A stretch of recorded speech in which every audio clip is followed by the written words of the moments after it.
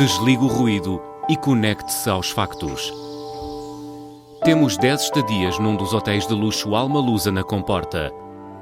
2 adultos, 2 noites. Assine hoje o Observador com até 58% de desconto e habilite-se a ganhar. Tudo em observador.pt. 2.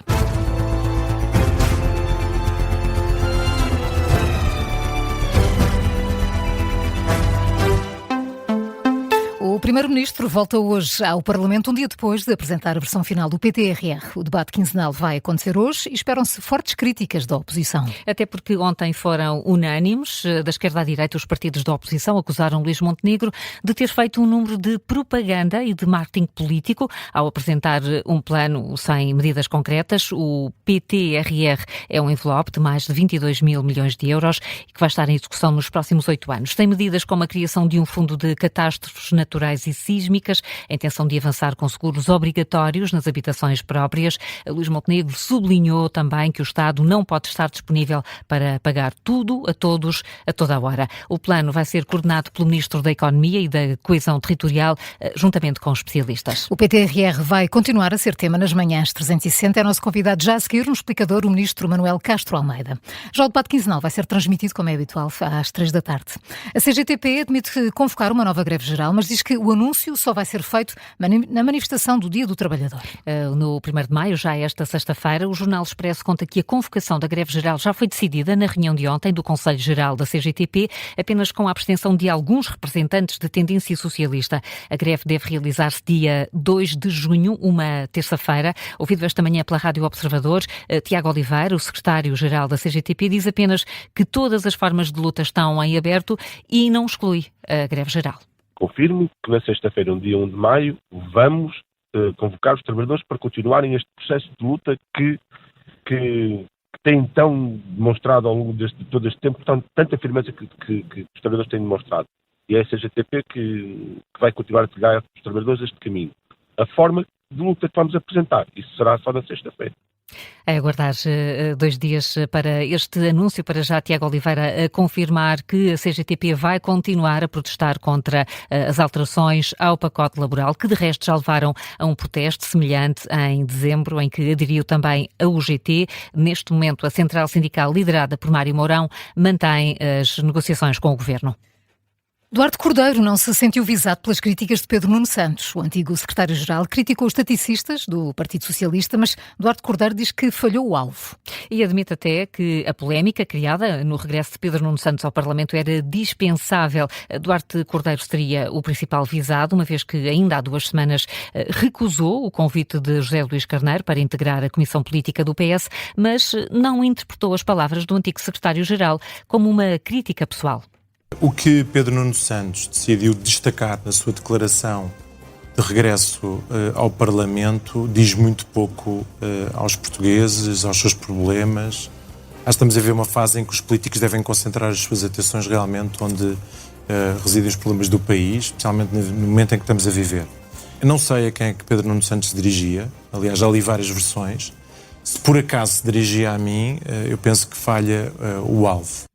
A resposta de Duarte Cordeiro ontem à noite no canal Now, seguindo o mesmo tom que já tiveram Mariana Vieira da Silva e Fernando Medina. Já questionado sobre uma futura candidatura à liderança do Partido Socialista, Duarte Cordeiro responde que neste momento essa é uma hipótese fora da mesa. O discurso do Presidente da Assembleia da República no 25 de abril levou a uma discussão sobre o escrutínio na vida política. Especialistas ouvidos pelo Observador rejeitam a ideia de excesso de transparência e avisam para o risco de retrocessos na legislação. José Pedro Aguiar Branco aproveitou a sessão solene para criticar o escrutínio feito aos titulares de cargos políticos, que se teria transformado, diz o Presidente da Assembleia da República, num reality show. Não é isso que vemos quando comparamos a legislação portuguesa com a europeia. O jornalista João Paulo Godinho diz que Portugal segue o exemplo do Parlamento Europeu em várias matérias, como nas declarações de interesses dos deputados.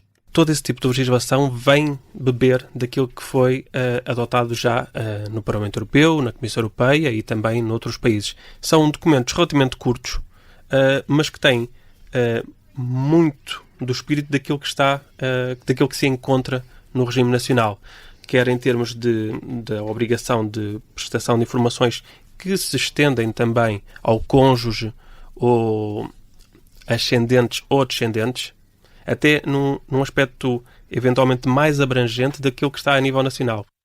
O jornalista João Paulo Godinho, que ouviu especialistas como Susana Coroado, antiga presidente da Organização Transparência e Integridade, e João Paulo Batalha, vice-presidente da Associação Frente Cívica, explica que partilham a mesma ideia. Portugal não tem um problema de excesso de transparência. E aquilo que nós vemos de forma genérica, nestes três, é que não há um excesso, não há uma queda no reality show como a Guiar Branco denunciava.